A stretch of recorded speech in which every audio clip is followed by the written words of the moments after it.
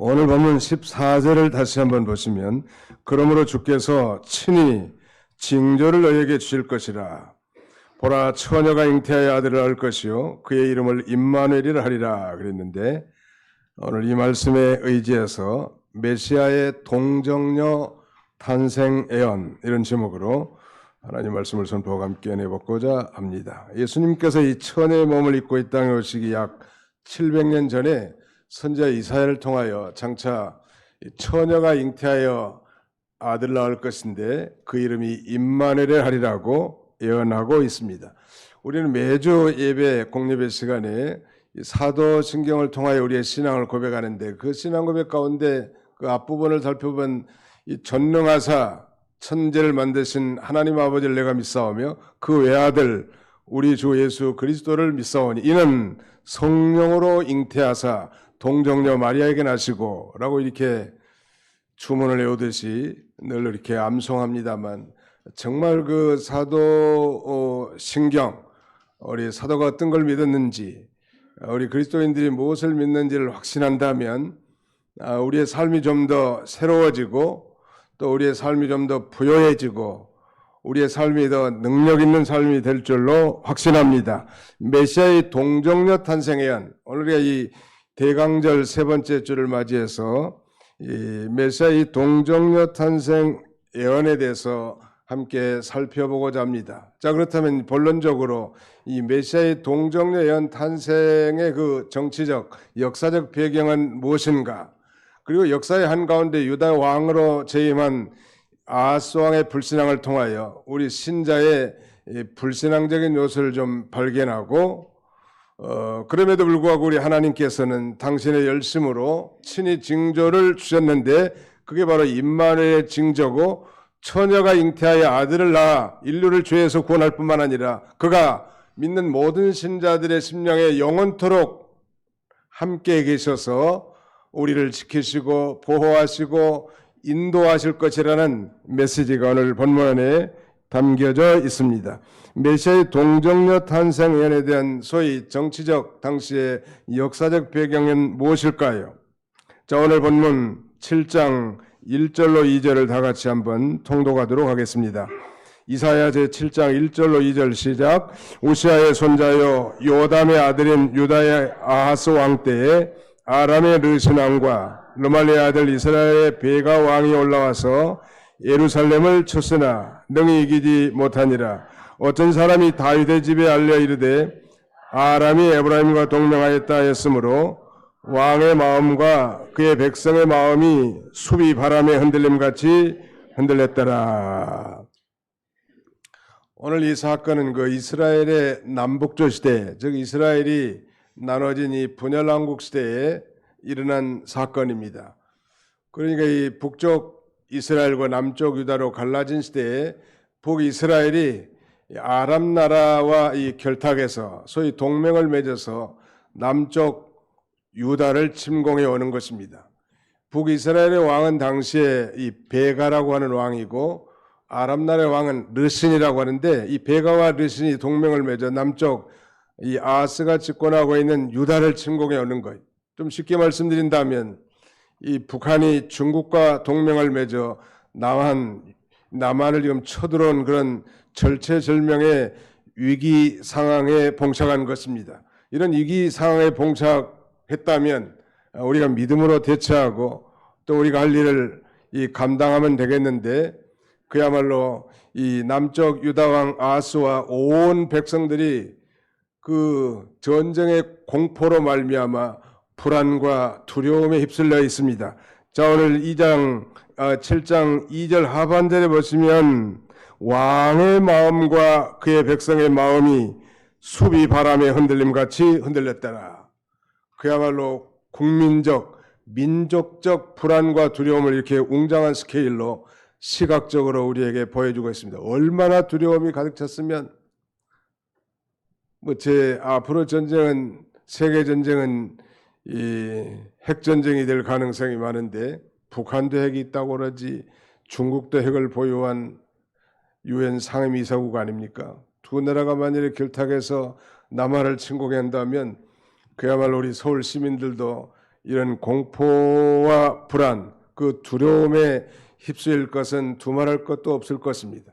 우리가 만약에 이런 환경에 처해 있다면 도대체 어떻게 해야 되겠는가? 문제는 이 유다 나라의 왕과 그 백성의 마음이 숲이 바람에 흔들린 같이 흔들렸더라. 거대한 숲이 마치 태풍에 흔들린 것처럼 이런 이 불안함, 두려움을 시각적으로 설명해 주고 있습니다. 이런 엄청난 두려움의 심리 상태는 왜 그럴까요? 그것은 바로 주님을 의지하지 못하고 세상 세력을 의지하고 나가는 자들이 그것을 잃어버릴 위경에 빠져 있을 때 나타나는 그런 마음가짐이라 할 수 있겠습니다. 한마디로 말씀드리면 당시 유다의 온 백성들이 두려워한 것은 믿음이 없었기 때문에, 담대한 믿음은 두려움을 내쫓을 수 있습니다. 저는 종종 그 수술한 자나 어려움 당한 성도들 신방 가서 인용하는 설교하는 성구 가운데 이사야 41장 10절이나 이사야 43장 1절로 3절 말씀을 가지고 설교하고 또 뭐 문자로도 보내드리고 1호를 삼도록 그렇게 합니다. 이사야 41장 10절에는 두려워하지 말라 내가 너와 함께함이니라. 놀라지 말라 나는 내 하나님이 됨이니라. 내가 너를 굳세게 하리라. 참으로 너를 도와주리라. 참으로 의로운 오른손으로 내가 너를 붙들리라. 두려워하지 말라 내가 너와 함께함이니라. 하나님께서 천지를 창조하신 전능하신 하나님이 우리와 함께 하신다면 얼마든지 우리의 두려움과 불안을 다 물리칠 수 있을 것입니다. 그러면 그 하나님을 절대적으로 신뢰하는 그 믿음이 두려움을 물리칠 수 있을 것인데, 지금 이 유다의 절체절명의 위기 가운데서 왕을 비롯한 모든 백성들이 불안과 민족적 국가적 공포심에 벌벌 떨고 있단 말. 이런 상태라면 승리는 보장할 수 없겠죠. 패배가 예상되는 그런 상황이, 지도자가 좀 담대하고 용기 백배하게 나가야 되겠는데 왕도 이렇게 두려워하지, 왕을 바라보는 모든 대신들도 두말할 것도 없었을 것이고 온 백성들이 이런 두려움으로 가득 차게 됐단 말. 그런데 하나님께서는 당시에 성령에 충만한 선지자 이사야를 보내서 하나님의 뜻을 전합니다. 4절 같이 한번 읽읍시다. 4절 같이 읽습니다. 시작. 그에게 이르기를 너는 삼가며 조용하라. 르신과 아람과 르말리의 아들이 심히 노할지라도 이들은 연기나는 두 부직갱이 그루터기에 불과하니 두려워하지 말며 낙심하지 말라. 하나님께서는 이런 믿음이 없는 불신앙의 사람 아하스 왕에게 선지자 이사야를 보내서 설교합니다. 그 설교의 핵심은 너는 삼가며 조용하라. 두려워하지 말며 낙심하지 말라니. 하나님이 하나님의 종을 통해서 불안과 공포심에 사로잡힌 이 유다 왕과 유다 백성들 향해서 그렇게 위로합니다. 너는 삼가며 조심하며 그 다음에는 조용하라는 거예요. 두려워하지 말고 낙심하지 말라는 거예요. 우리는 개인이나 가정이나 우리의 일생에 이런 이 불안과 공포에 사로잡힐 때가 종종 있을 것입니다. 실제로 이 신자의 가정에 이 두려움이 엄습했을 때 그 두려움과 공포에 대응하는 이 신자들의 자세를 보면 그가 믿음이 있는지 불신앙의 사람인지를 금방 알 수 있는 거예요. 믿음 있는 신앙의 호주나 주부라고 한다면 어떤 공포와 두려움이 온다 할지라도 그것을 오히려 작게 만들고 온 가족을 평안하게 할 것입니다. 믿음이 없는 사람은 아주 작은 두려움의 사건이 할지라도 온 집안을 다 뒤집어 놓는 거예요. 그래서 자녀들 마음도 불안하게 만들고 아내나 남편의 마음도 걱정과 근심으로 차게 만들고, 이건 이 불신앙의 사람들이 하는 일이야. 신앙의 사람들은 그 어떤 삶의 정황 가운데서도 우리 하나님께서 반드시 모든 게 다 합력해서 선을 이루게 할 줄로 믿고 삼가며 조용하란 말이에요. 마치 저 홍해바다를 앞에 둔 진퇴양난의 이스라엘 백성들에게 요구했던 것처럼 삼가며 조용하면서 하나님을 바라보고 하나님을 의지하면 홍해바다가 갈라져서 이 마른 땅같이 건너게 하시는 놀라운 역사를 체험한 것처럼 우리의 인생 가운데서도 이렇게 두려움이 우리에게 찾아왔을 때 낙심하거나 좌절하지 말고 하나님을 의지하는 저와 여러분들이 다 되시기를 주님의 이름으로 축원합니다. 한마디로 말씀드리면 당시 유다 온 백성들이 두려워한 것은 하나님을 믿는 믿음이 없었단 말. 없다 해도 믿음이 없는 거예요. 그럼에도 불구하고 이 아하스 왕의 불신앙에도 불구하고 이 긍휼이 풍성하신 하나님께서는 선지자 이사야를 보내서 위로와 격려의 말하자면 메시지를 그렇게 보내주신 것입니다. 그러므로 중요한 것은 우리가 일생에 위기와 환난을 많이 만나죠. 죽을 병에 걸렸을 수도 있고 예기치 않은 엄청난 사고를 당할 수도 있는데 그때 이 성패는 내가 하나님을 전적 신뢰하느냐 그렇지 않느냐의 여부에 달려있는 거예요. 믿음 있는 사람들은 큰 일도 작게 만들어요. 믿음이 없는 사람은 작은 일도 아주 떠벌리면서 크게 만드는 게 믿음이 없는 사람의 특징이에요. 나는 어떤 사람인가? 믿음의 사람인가? 불신앙의 사람인가? 하나님이 종을 보내서 두려워하지 말고 낙심하지 말라고 했으면 아멘 하고 하나님을 전적 신뢰하면 될 텐데 그렇지 못했단 말. 요새 우리나라의 정치 경제적으로 많이 위기인 것이 분명하단 말. 두려워할 것 없어요. 하나님이 지금까지도 살게 하셨고 또 앞으로도 살게 할 줄 믿고 문제는 이 나라 백성들 특별히 우리 믿는 신자들이 예전처럼 하나님을 신뢰하고 또 하나님 앞에 바로 사는 것의 여부에 모든 것은 달려 있을 것입니다. 하나님께서는 이사야 선지자의 그 신방을 통해서 위로의 메시지를 전해줬다고 그랬죠. 그러면서 그 내용에 자세히 보니까 저 북쪽에 북이스라엘 왕 베가와 아람 나라의 왕 르신이 결탁한 이 북부 동맹군이야말로 하나님이 눈에 볼 때는 연기난 두 부직갱이의 그루터기 정도밖에 되지 않는다. 연기 푹푹 피고 부직갱이에 잠깐 불이 붙을 수 있지만 그건 하나님 아버지 앞에는 아무것도 아니라는 거예요. 한번 상상해 보세요. 천지를 지으신 하나님 아버지 앞에 누가 감히 대적할 수 있겠냐는 말이에요. 그렇잖아요.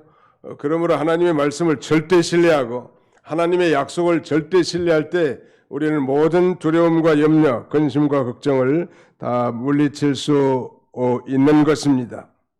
이 북부 동맹국의 원수들의 계획은 뭐냐면 남쪽 유다 왕 아하스를 제거하고 자기들의 말을 고분고분 듣는 소위 꼭두각시 왕 다벨의 아들을 그 중에 세우려고 하는 거예요. 지금 이 러시아가 우크라이나 전쟁을 벌인 지가 거의 지금 2년이 다 돼가는데 러시아의 목적은 이 변방에 있는 우크라이나에 푸틴의 말을 고분고분 잘 듣는 꼭두각시 이 대통령을 세우려는 게 목적이에요. 소위 괴뢰 정부를 세우는 것이 목적이니까 앞으로도 전쟁을 계속하겠다는 거 아니에요? 자기 목적이 달성될 때까지. 또 서방과 미국은 이제 우크라이나를 지원하는데 피로감이 쌓여서 아마 전쟁이 우크라이나에 불리하게 될 것 같습니다. 아무튼 지금 마찬가지예요. 이 신흥세국, 당시에 이 패권 국가는 아수르라는 이 전 세계적인 패권 국가가 있는데 그래서 아마 이 북이스라엘이나 아람이나 에돔이나 암몬 또 남쪽 유다, 모압 이런 나라들은 다 아마 아수르의 조공을 바쳤던 것 같아요. 그래서 이 북이스라엘 이 베가와 아람 나라의 르신 왕이 동맹을 맺으면서 주변 나라에 전부 사신을 보내가지고 우리 함께 동맹하자고. 그래서 에돔이나 암몬, 모압, 유다에 다 보냈는데 유독 유다의 왕 아하스만 말을 듣지 않는 거예요. 말을 듣지 않기 때문에 소위 북부 동맹국을 결성해서 남쪽 유다를 쳐들어왔고, 그 전쟁의 소식을 접한 왕과 백성들이 숲 산림에 말하자면 바람과 같이 이 심령이 불안하고 두려워했던 것입니다. 그런데 놀라운 사실은 그들의 계획, 즉 북이스라엘과 아랍 나라의 동맹국의 계획이 성취되지 못하겠다는 거예요. 자, 6절로 7절을 다 같이 읽겠습니다. 6절로 7절 시작. 우리가 올라가 유다를 쳐서 그것을 쓰러뜨리고 우리를 위하여 그것을 무너뜨리고 다벨의 아들을 그 중에 세워 왕으로 삼자 하였으나 주 여호와의 말씀이 그 일은 서지 못하며 이루지 못하리라. 하나님이 이루어지지 못하게 하면 이루어지지 않는 거예요. 아멘. 네, 하나님이 이루시면 우리가 어렵게 보이고 힘들게 보이고 불가능해 보여도 성취되는 거예요. 우리가 잘 아는 시편 127편 1절 이하에는 여호와께서 세우지 아니하면 세우는 자의 수고가 헛되며 여호와께서 성을 지키지 아니하시면 파수꾼의 경성함이 허사로다. 하나님이 함께해 주지 않으시면 인간의 하나님을 도외시한 인간의 경영, 하나님을 도외시한 인간의 이 스케줄은 다 좌절될 수밖에 없음을 그렇게 표현하는 거예요. 옛날에는 옛날 어른들은 모 사는 죄인이요 성 사는 제천이라 그런 말을 종종 썼는데, 일을 계획하는 건 인간이지만 그 일을 성취하게 하신 분은 하나님이시다, 그런 말 아니에요. 오늘 동일하게 21세기를 살아갈 우리 크리스찬들, 하나님을 믿는다고 하면서도 하나님을 도외시한 계획, 하나님을 도외시한 인간의 그 경영은 반드시 그 도모가 실패할 줄 알고 깊은 기도와 말씀의 연구와 묵상을 통하여 하나님의 뜻을 발견하고 하나님이 기뻐하시는 계획을 세우고 하나님이 원하시는 경영을 구상해 나갈 때 하나님은 반드시 그 일을 성공되게 할 줄로 믿습니다. 중요한 거예요. 정말 하나님이 원하시는 게 뭘까? 정말 하나님이 기뻐하시는 이 내 인생의 삶이 무엇이겠는가? 그걸 찾아서 믿고 순종해 나갈 때 이건 마치 파도 타기와 같은 거예요. 자기 힘이 아니라 파도 타기와 같은 엄청난 이 파괴력을 가지고 승리하게 해주시는 이 하나님이시란 말. 하나님이 세워놓은 경계를 1점도 바꿀 수 없다는 것. 그리고 그 자세히 보시면 이렇게 말씀합니다. 8절로 9절도 같이 읽습니다. 8절로 9절 시작. 대저 아람의 머리는 다메섹이요 다메섹의 머리는 르신이며 65년 내에 에브라임이 패망하여 다시는 나라를 이루지 못할 것이며 에브라임의 머리는 사마리아요 사마리아의 머리는 르말리의 아들이니라. 만일 너희가 굳게 믿지 아니하면 너희는 굳게 서지 못하리라 하시니라. 아랍 나라는 수리아를 가리킵니다. 당시에 이 아람의 머리는 다메섹이다. 아랍 나라의 수도가 다메섹이고 다메섹의 머리는 르신이다. 다마스쿠스에 왕궁이 있어서 르신이 거기서 통치해 나간다는 것. 그런데 65년 내에 에브라임이 패망하여, 에브라임은 북이스라엘 지파의 가장 큰 지파로서 북이스라엘을 칭하는 별칭입니다. 북이스라엘은 패망하여 다시는 나라를 이루지 못할 것이다.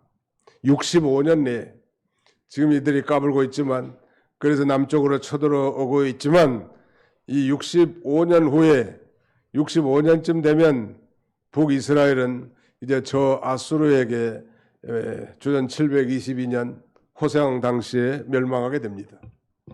하나님은 미래의 사를 다 이미 다 알고 계시잖아요. 뿐만 아니라 구절에 보니까 에브라임 머리는 사마리아요 사마리아의 머리는 르말리의 아들이니라 그랬는데, 에브라임은 말씀드린 대로 북이스라엘 나라를 별칭한다고 그랬죠. 북이스라엘의 수도는 사마리아 성이고 사마리아 성에서 다스리는 왕은 르말리의 아들 베가란 말이에요. 이렇게 굳이 말하는 것은 이걸 굳게 믿으라는 거예요. 즉 북이스라엘이나 말하자면 아랍 나라를 통치하는 통치자는 인간 왕에 지나지 않지만 신정 국가인 유다의 왕은 현실적으로 아하스지만 실제로는 여호와 하나님이 이 남쪽 유다를 다스리시는 진정한 왕이고 통치자임을 믿으라는 거예요. 하나님이 통치하는 나라를 감히 연약한 인간이 통치하는 나라가 결탁하고 동맹을 맺는다고 해서 승리할 수 있겠는가? 결코 그럴 수 없다는 사실을 강조하는 거예요. 그리고 이 남쪽 유다의 머리는 여호와시니라, 이걸 굳게 믿으라는 거예요. 하나님이 함께 하시면 능치 못할 일이 없는 것을 확신하고 제발 믿음이 없는 사람이 되지 말고 믿는 사람이 되라는 거예요. 교회 나와서는 믿는 것 같고 예배도 참여하는데 실상 자기 인생, 내 인생은 나대로 하면서 믿음이 없는 사람처럼 살지 말라는 거예요.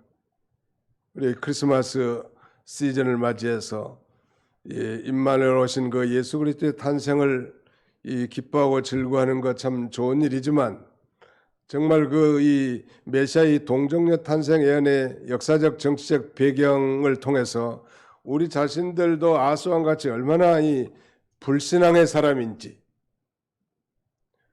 아무리 청천벽력이 있다 할지라도 담대한 신앙은 믿음의 사람. 이 담대함이라고 하는 이 단어는 추상적인 명사만이 아니고 성령 충만으로 말미암은 결과물이에요.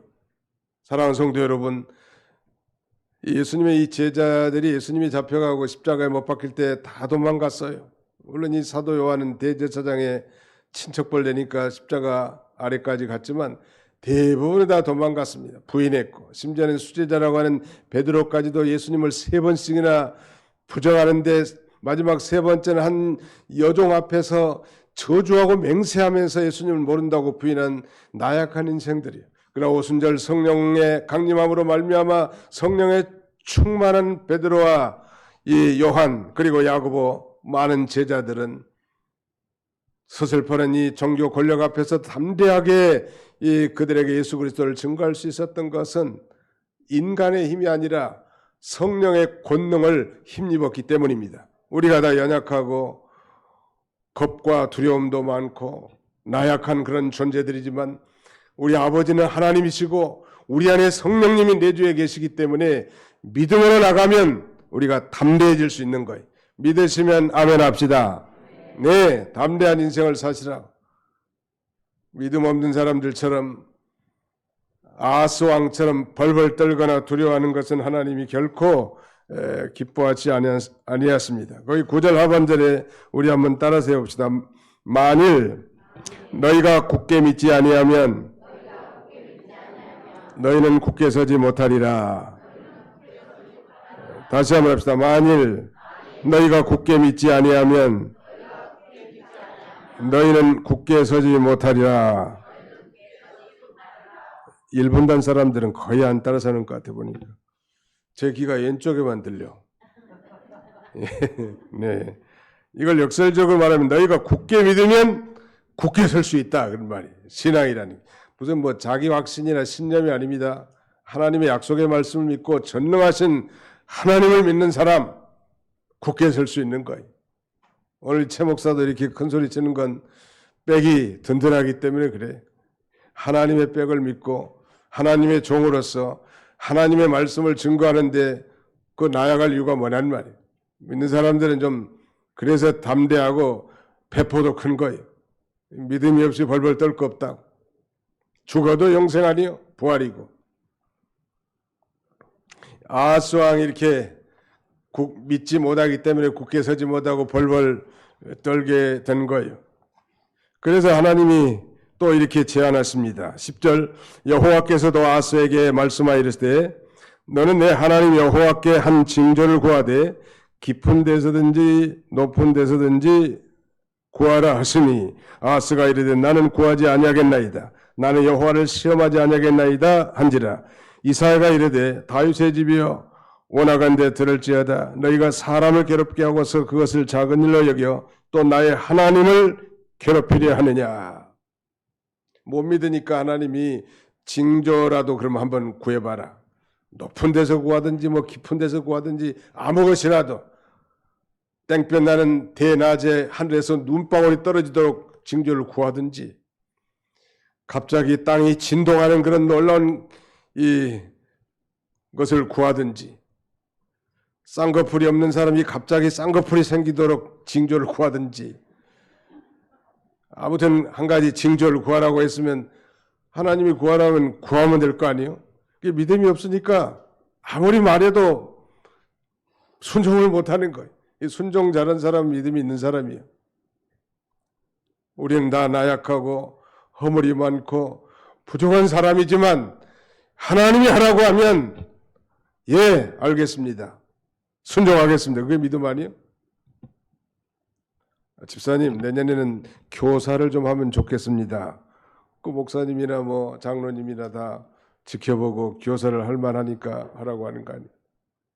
아이고 목사님, 나는 부족해서 못합니다. 그런 공치사는 한 번 정도가 족하지 계속 그렇게 얘기하는 것은 겸손을 가장한 교만이고 불신앙이. 목사님, 저는 부족하지만 하나님의 종이시고 목사님이 그렇게 말씀하시니 순종하겠습니다.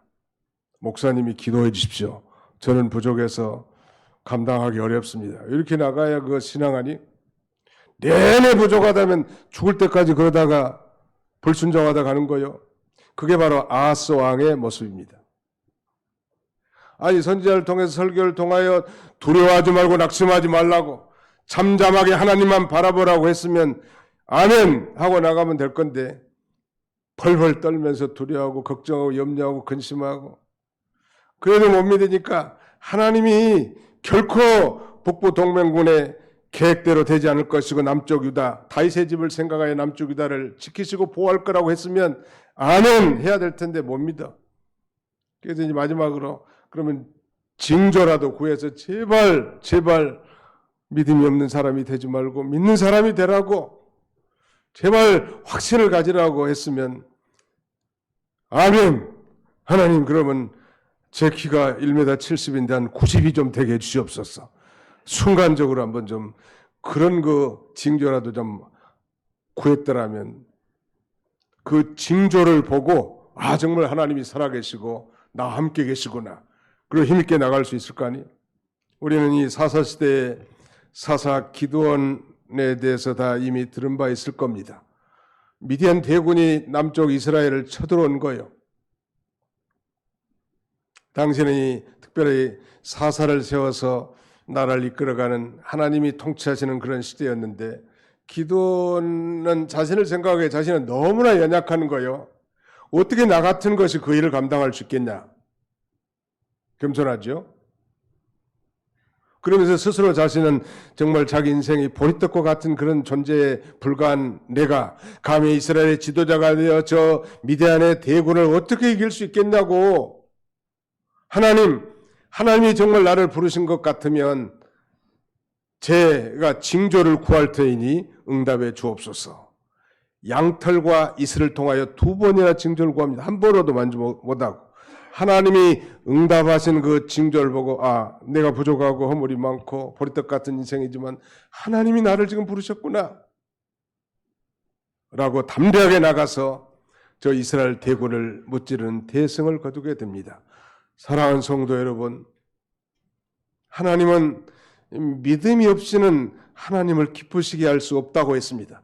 믿음이 없이는 하나님을 기쁘시게 못하나니 하나님께 나아간 자는 그가 계신 것과 자기를 찾는 자들에게 상 주시는 이심을 믿어야 할지니라. 믿습니다 하고 나가는 거예요. 나는 부족하고 허물이 많죠. 연약하지요. 내 환경과 형편을 바라면 아무것도 할 수 없는 그런 존재지만 하나님은 만능의 하나님이니까 그 하나님이 함께 하신다면 모든 일이 이루어질 줄 믿고 믿음으로 나가는 것, 이것이 하나님이 원하시는 삶. 그렇다면 왜 아하스 왕은 선지자 이사야를 통해서 설교도 해주고 위로도 해주고 격려도 해주고 또 징조도 구하게 함에도 불구하고 이 아하스 왕은 이렇게 끝까지 불신앙으로 계속 나가게 됐을까요? 그 이유는 자기 마음에 이미 다른 것을 의지하고 있었던 것입니다. 그는 우상을 섬겼을 뿐만 아니라 저 강대국 아수르를 의지하고 있었던 거예요. 돈을 의지하고 있었던 거예요. 다른 세력을 의지하고 있었기 때문에 하나님을 의지하지 못한 거고 하나님께 구하라고 한 징조도 구하지 못한 거예요. 자기 쾌락을 의지하고 있었기 때문에 구하라고 해도 구하지 않은 거예요. 왜 하나님을 의지하지 못하는가?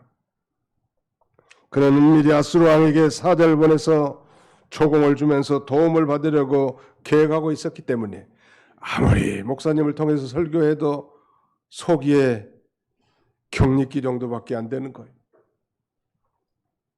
돈이 그의 하나님이시죠. 세상 권력이 그의 하나님이고 자기가 하나님이에요. 그는 하나님의 도움을 줄 만한 세상 세력을 의지하고 있었던 것입니다. 성경은 이렇게 증거합니다. 귀인들을 의지하지 말며 도울 힘이 없는 인생도 의지하지 말지니 그의 호흡이 끊어지면 흙으로 돌아가서 당일에 그날에 그의 도모가 소멸하리로다. 야곱의 하나님을 자기의 도움으로 삼으며 여호와 자기 하나님에게 자기의 소망을 두는 자는 복이 있도다 라고 말씀합니다. 아수왕이 불신앙을 가지고 경건한 성도처럼 말한 것을 간파한 선지자 이사야는 그를 통렬하게 책망합니다. 거기 13절 하반절에 너희가 사람을 괴롭히고서도 그것을 작은 일로 여겨 또 나의 하나님을 괴롭히려 하느냐. 믿음으로 행하지 않은 것은 사람도 괴롭게 하는 거고 하나님도 괴롭게 하는 거예요. 여러분 사랑하는 아들이 믿음 있는 처자를 좀 데리고 오면 그 시어머니들 사람이 얼마나 기쁜지 알 수 없어요. 근데 그 반대의 경우는 괴롭게 하는 거예요. 이삭의 두 아들 예서와 야곱이 있잖아요. 근데 장자인 예서는 믿음이 없어. 용감하게 생기긴 생겼는데 자꾸 뭐 햇사람 이방 여인 데리고 오지. 믿음이 없는 사람을 데리고 오니까 리브가의 마음이 괴롭다는 거예요. 기쁨이 없어. 뭐 돈을 가지고 왔는지 모르지만 인물은 괜찮은지 모르지만 믿음이 없으니까 시어머니가 괴로워. 그래, 내 아들 야곱이야말로 정말 저 바단 아람의 순수한 믿음의 사람을 얻게 해야 되겠다 하는 그런 마음이 항상 리브가의 가슴 속에 있었던 것입니다. 믿음이라는 건 정말 보물덩어리와 같고 아주 귀중한 거예요. 뭘 믿으란 말입니까? 사도신경 고백한 거 그걸 믿는 거예요. 하나님의 말씀을 믿는 것이 그의 믿음이에요. 징조를 구하라고 해도 지가잖아요. 근데 놀라운 사실은 징조를 구하라고 해도 안 구하니까 이제는 하나님께서 여호와 하나님께서 직접 징조를 베푸시겠다는 거예요. 자, 그 오늘 요절 14절 같이 한번 통독하겠습니다. 시작. 그러므로 주께서 친히 징조를 너에게 주실 것이라. 보라, 처녀가 잉태하여 아들을 낳을 것이요 그의 이름을 임마누엘이라 하리라. 하나님께서 징조를 구하기를 거부하는 아수왕의 불신앙을 책망하고 일방적으로 징조를 보여줄 것을 지금 선포하는 내용이죠. 하나님께서 그들이 구하지도 않는 징조를 보여줄 의무도 없어요. 아스가 구하지도 않는 그 징조를 보여줄 필요도 없습니다. 그러므로 하나님의 징조를 주신다는 것은 전적인 하나님의 은혜요, 하나님의 열심입니다. 왜냐하면 다윗을 통해서 주신 하나님의 언약이 결코 변개될 수 없기 때문에.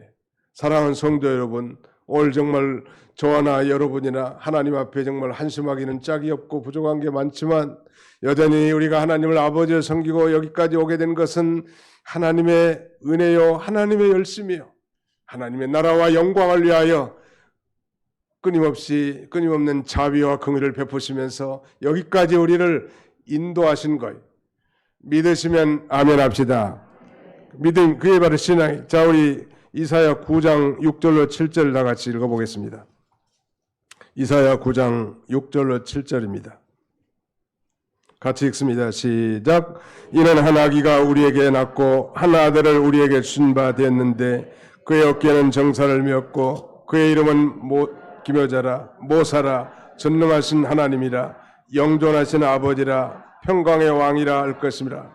그 정사와 평강이 더함이 무궁하며 또 다윗의 왕자와 그의 나라에 군림하여 그 나라를 굳게 세우고 지금 이후로 영원히 정의와 공의로 그것을 보존하실 것이라. 만군의 여호와의 열심히 이를 이루시리라. 만군의 여호와의 열심 때문이라는 거예요. 우리가 믿든지 안 믿든지, 우리가 낙심하든지 좌절하든지, 정말 주저앉았든지 그렇지 말든 아무 상관없이 하나님은 자기 백성을 일으키고, 하나님은 자기 백성을 회복시키고, 하나님은 자기 백성들을 다시 구원하시는 열심으로 이것을 이루실 거예요. 그것이 바로 하나님의 은혜예요. 우리의 행동을 보면 전라도 말로 싸가지 없는 게 많고 정말로 형편없는 일이 참 많지만, 그럼에도 불구하고 하나님은 하나님의 열심으로, 하나님의 긍휼과 자비로 우리를 이끌어 주시는 하나님이시란 말이에요. 그래서 원하지도 않는 징조를 친히 여호와께서 베풀어 주신데, 그 징조가 바로 임마누엘의 징조. 임마누엘, God with us, 하나님이 우리와 함께 하심이라.